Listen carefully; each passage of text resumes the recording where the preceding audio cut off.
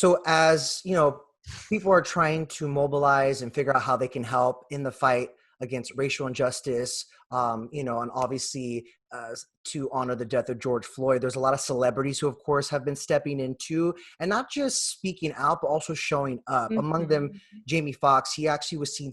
He spoke at a kneel-in protest on the steps of City Hall in San Francisco. Let's take a look. There has to be a deterrent. If that man can be handcuffed and that man can sit on that man's neck for that long and feel comfortable about it, that means that he's not afraid of what's going to happen. We have to change the language. They have to be worried that I could go to jail for this. They have to respect us.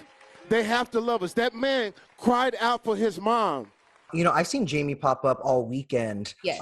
and he was actually even with Tamika Mallory, an activist we spoke with just yesterday, who was protesting George Floyd's death in Minnesota, and Jaime Foxx was among the supporters there. Obviously, we've seen so many different high-profile figures do their part. And it varies, right? There's people like Jaime Foxx who are boots on the ground, actually participating in a lot of these protests and demonstrations, or even Lizzo.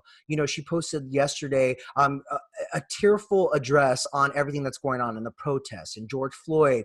But she, said it so perfectly that the outrage she's seen, because it's just so massive and so deep, that it is the first time she's felt like a glimmer of hope. This is the most outrage I've seen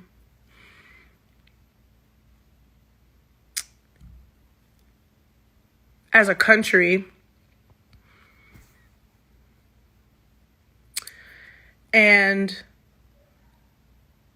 that is starting to give me the first semblance of hope that I've had in a long time. I've seen Minneapolis rise up and do incredible things.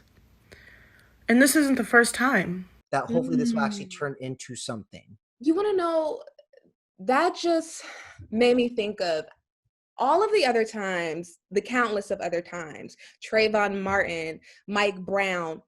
We have never seen this many people speak out, this many celebrities, the diversity we see at protests. I marched across the US. I marched, I protested with Trayvon Martin and Michael Brown, not with them, but I protested in honor of their life and their justice, to get justice for them. And it was not that diverse. You get what I'm saying? So to see the diversity and to see how many celebs feel like they have to speak out right now, I think it is showing that we're moving forward. A change is happening. People are ready to change, and people are ready to listen and hear. And that's what we need too, because I'm glad you mentioned diversity. I think we need a diverse group of people to listen, to be compassionate, and to speak up. I want to highlight Kendall Jenner. She spoke out on George Floyd's death and talked about working to be a better ally for the Black community. And I know that has kind of incited some discussion and a dialogue about white allies, about non-Black allies, but putting their money and their actions where their mouth is, right? Right. Okay, so the dialogue that's going on right now is, let's not use the word ally. Let's use the word accomplice, because an ally is somebody that, of course, says, I'm here to support you. I'm standing by your side. I support you. I listen. I agree with everything you say. But an accomplice is someone who is in the trenches with you, that is willing to lose their job, do the dirty work, do the rough work to actually allow change to happen, to actually implement that change. So it's not just someone saying, I hear you, I agree. It shouldn't be the way it is. It's somebody that's going to say, I'm not going to allow this to happen. Don't use this word in front of me. Don't take this action in front of me. They're doing the actual work it takes to help and support the Black community. And also having those difficult conversations, because it's not enough to say, I'm not racist. You have to show up in another way. Use your platform. An example of that, a recent example of that is Jimmy Fallon. On Monday's The Tonight Show, he apologized for doing blackface during a sketch in 2000 for SNL, which is crazy to think that it actually resurfaced a day before George Floyd died. And so he admitted that, he was told to just stay quiet about it.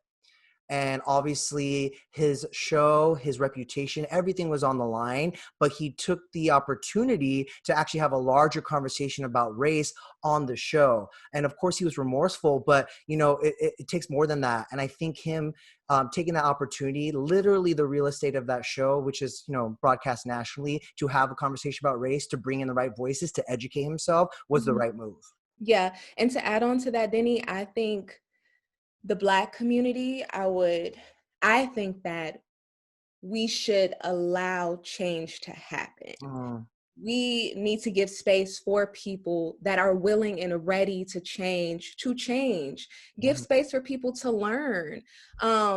Haley and Justin Bieber did a live with Angela Rye, CNN commentator, Angela Rye, who's a wonderful Black woman. And they spoke openly with each other. They asked questions. They didn't feel as if they were going to be judged. And that was one of the things Haley talked about in particular, is that sometimes she's afraid to say certain things or to ask certain questions because she doesn't want to be wrong. But in order for us to have this conversation and move forward, we have to kind of put our defense down and actually look at each other human to human and say, okay, we may have these differences. You might have done this in the past because you were ignorant. We've all been ignorant to something at a point in time, but you're coming at me with respect right now and you truly want to evolve and be a better person. Let's talk.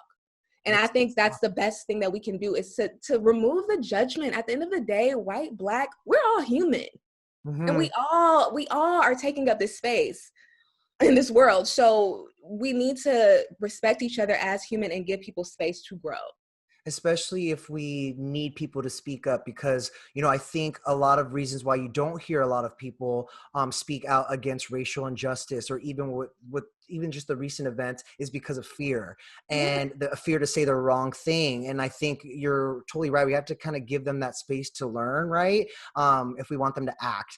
And I think it's important that, and I think that's why this moment right now in time is so pivotal. It's because I think people do finally want to educate themselves, and they know they can't just sit by idly and watch it happen. They can't be silent anymore. And you're not going to say the right thing all the time, but that's okay, as long as you're learning. Yeah. And that's what today is for too, right? Exactly. Today is to have conversation, to get off of social media, post your square, but actually get off and have conversations with your Black friends and even your white friends. Just have those hard, tough conversations. I know some white friends who have reached out to me and have reached out to my other Black friends that have said, girl, I know I can talk to you because you're not going to judge me. What do I do right now? How can I help? I don't want to seem like the white girl who's just out of touch.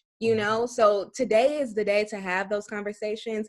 And I just ask all of my Black brothers and sisters out there to be open to people wanting to change and wanting to learn. Very well said, Mel. All right, coming up after the break, we're actually going to highlight the things you should be reading, watching, following in honor of Blackout Tuesday.